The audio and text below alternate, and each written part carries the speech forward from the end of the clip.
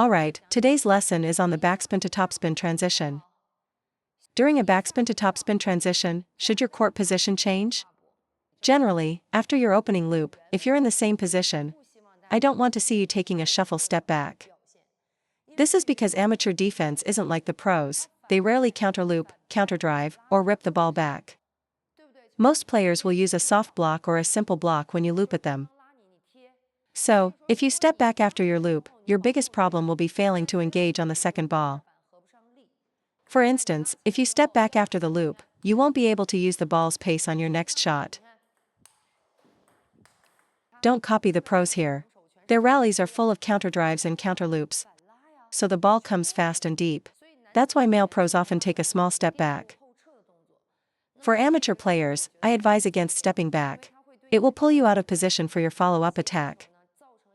This is especially true against heavy pushers, whose returns stay relatively short. Stepping back makes that ball very difficult to reach. Second point, during these rally transitions, you must keep your center of gravity low. So, when executing a forehand loop against backspin, your forearm needs to drop below the level of the table. The reason you can't lift the ball is because your racket is behind it. Instead, drop your forearm below the table. With the same power, the ball will lift easily. To loop a backspin ball, your body must rotate down and back to generate power. After your loop, the follow-up against topspin requires a horizontal body rotation. So, focus on two things. First, did you get your body low for the backspin loop? Second, is your topspin follow-up compact and ready? You must maintain a forward-leaning posture. And your body should have absolutely no vertical movement, no bobbing up and down. When your opponent blocks your loop, is the returning ball flat or does it have topspin? That's right. Because your initial loop has spin. Their block sends that spin right back at you. The result is a topspin ball with a slight upward kick or arc. The more spin you generate, the more topspin and kick the return will have. Therefore, when attacking this topspin ball, there should be no vertical body movement or excessive body rotation. After your loop, maintain body stability. Rotate horizontally and drive forward. Make sure to keep this body turn compact. So how do you ensure the motion is compact? Watch my body posture as I demonstrate. Loop, then attack. See how compact my body motion is on the second ball? So, why do amateurs often make errors on the second ball? It's because their body frame is loose. The first point of failure is that the shoulders are open. To keep your frame compact, you must hold your shoulders. Whether I'm looping backspin or hitting topspin, my shoulders never fly open. So, keep your shoulders rounded slightly inward, during the backswing, at impact, and at the finish. You can rotate, but rotate with your shoulders locked in. You can follow through, but do it with your shoulders. Maintain this contained posture. That's the second key point about body mechanics. Now for the third. In my demonstration, was my body rotation large? I was playing from close to mid-distance from the table. From this range, your swing should not be large. If you loop from close to the table, keep your follow-up swing compact. If you loop and take a half step back, you must open up your swing, otherwise you won't generate any power. If you stay in position for a quick follow-up, your body rotation must be minimal. If you like the men's style of stepping back after a loop, you absolutely must use your waist rotation properly. Otherwise, you'll be forced to hit the ball too early. Your body mechanics are not fixed. The farther you are from the table, the larger the swing. The closer you are, the smaller the swing.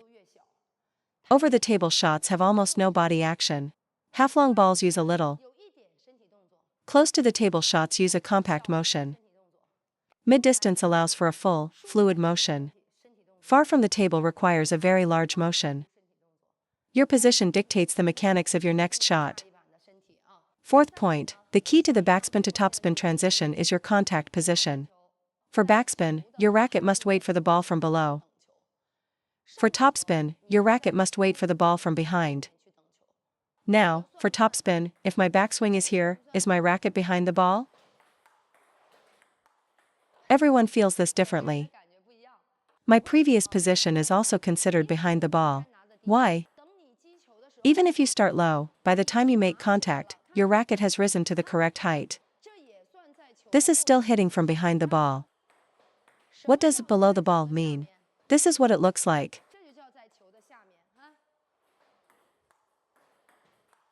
Never assume your backswing must be at the same height as the ball to be considered behind it. You can start your backswing lower.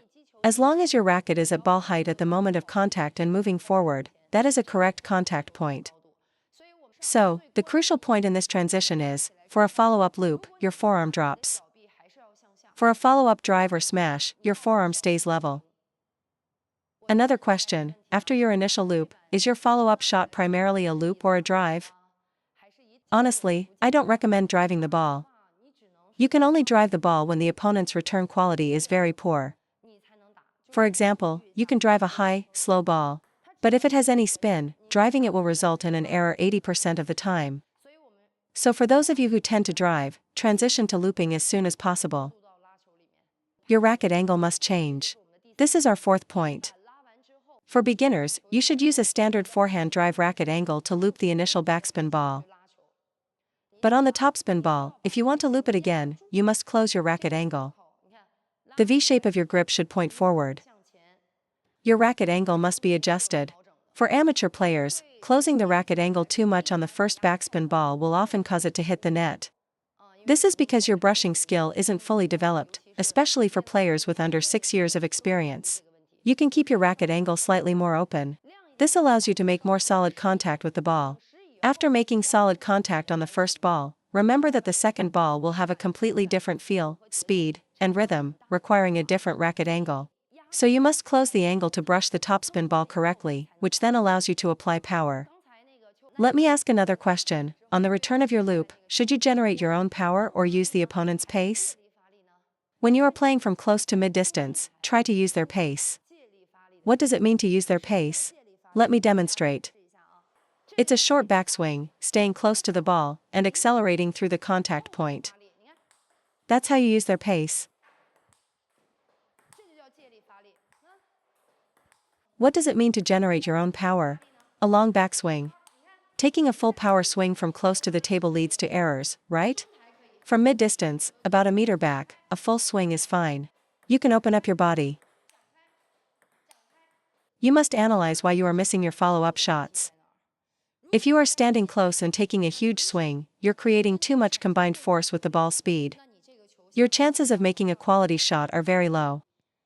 Conversely, if you habitually step back after your loop but then only use a soft, compact stroke, you're going to hit the ball into the net. Fifth key point, after looping the backspin, how do you attack with power without hitting the ball long? First, close your racket angle. When your opponent soft blocks your loop, the return is almost always half long. The signature of this shot is that its trajectory is a little high. A high arc gets you excited, and you tend to open up your arm and swing for the fences. Wanting to hit hard here is not wrong. But when you generate power, first, you must close your racket angle as I said. Second, how do you control the topspin shot from going long? Don't use your upper arm. Watch, you can hit a topspin ball hard, either driving or looping, using only your forearm. The moment your upper arm gets involved, moving forward, left, or up, you are likely to make an error. You may be using too much upper arm for too long on your backspin loop. And that habit carries over to the topspin follow-up. Use the upper arm less. Stop its motion quickly and generate power primarily with your forearm, as its power potential is naturally limited. It can only generate a certain amount of force, preventing you from overpowering the ball. So, in any topspin rally, the closer you are to the table, the less you use your upper arm. For in-table shots and drives, there should be no upper arm movement. Step back a bit, use a little. Step back further, use more. Step back even further, use even more. Third, the breaking motion. Let me explain the principle. The standard forehand stroke finishes between your eyebrows. However, you must adjust the end point of your swing based on the incoming ball. For example, if I'm close to the table and want to hit hard, I must stop my swing here. If I swing to my eyebrows, the ball will go long. See? All the way to the eyebrows, it's out. Stop the swing short, and it's in. If the opponent's block kicks up high, I have to stop my swing even shorter, right here. Against heavy backspin, if I stop it too low, the ball will go into the net. So I might finish my swing here, or even higher, because stopping it short will cause a net ball. You must learn to control where your swing stops for every shot. The heavier the spin on the ball, the later you should stop your swing. Stopping early creates a lower trajectory. So why did I swing all the way to here? That's not swinging with the upper arm. This is swinging with the upper arm. I am simply extending my forearm's upward motion more than usual for a very spinny ball. If you're pulled wide by an angled shot and are off balance, you can't just stick to the finish at the eyebrows rule. You have to lift the ball up. You must adjust. If your opponent returns with a spinny backhand followed by a quick topspin drive to your forehand, and the ball is fast and spinning, you can't use a standard textbook stroke. You've been jammed and have no time for a full swing. In that case, you must shorten the arc of your swing. You have to stop it early. If a backspin ball is very heavy and you've moved your feet to it, you need to make the arc of your swing higher, or else it will go into the net. So never treat the technique as rigid. There is no single, correct stroke, only the right stroke for the ball you are given. For this reason, on the second ball after your loop, I don't recommend a full follow-through. A 2/3 motion is often enough. For me, I might stop my swing here. Because the opponent's return has topspin, a full swing with full power is too risky.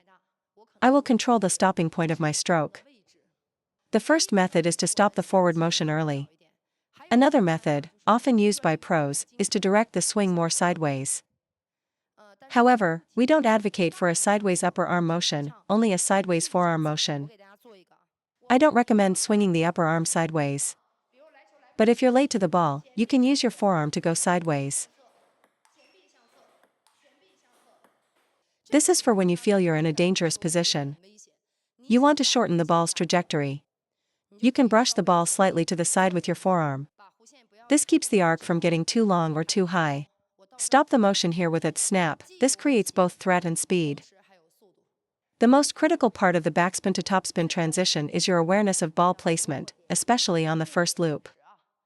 You cannot loop the ball to a predictable spot. This spot where I've placed the ball is a predictable spot. This is the easiest location on the forehand side for your opponent to block. And this spot is the easiest location on their backhand. Listen, it's not that your opponent's defense is too good, it's that your ball placement is too predictable. In your practice, aim for the wide forehand, the wide backhand, and the middle. You must vary the angle. Your first attack should go wide, or to the middle to set up a wide shot. Understand this, to win, you cannot hit every ball to the same spot. Let me demonstrate a drill. If it were me, I would loop and then vary the placement. Backhand, forehand. Backhand. Forehand. Down the line, cross court. Try to make every single ball. I'm telling you, ball placement is a skill that must be trained. If you only focus on getting the ball on the table, only on your own side, you will always be controlled by your opponent. Starting right now, even if you've only played for 6 months, I want you to try this in matches. Let's say you can only manage a 2 or 3 shot rally. After your short serve, if they push to your backhand, you push it to their middle. If they push from the middle, you loop it to their wide forehand. Even if you miss with the right intention. Some players say, I can only hit cross court. When I change direction, I miss. That's because you are too focused on just making the shot. And that kind of safe shot is meaningless. When you face a stronger opponent with better control, that safe shot poses no threat. As I've said, losing is a temporary phase in your development. When he loops, I know I can safely block it cross court, but I'm going to deliberately block it to his middle instead. I might lose for a while, but once I can control my placement at will. Who is going to beat you then? You may beat me for the next 6 months, but after that, you will never beat me again. This works because at the amateur level, everyone's anticipation and footwork is a weakness. No exceptions. So why do we insist on trying to win by hitting harder and harder at an opponent who is already in position? You can't hit through them. When you can't win with power, you still try to solve the problem with more power. If you can force your opponent to move, to stretch, or to freeze in place, you've already secured a 90% chance of winning the point. Why do they know they can block your shots? Because your placement is too predictable. After playing you twice, they've figured out your patterns. At that point, it just becomes a matter of who has played longer. The 3-year player can't beat the 5-year player. If you want to beat that person, you must have something they don't. If you can create subtle changes in placement on every shot, you will eventually become an advanced amateur player. The amateur game is different from the professional game. Against a pro, all the placement in the world doesn't matter if you lack quality. But against another amateur, it's a different story.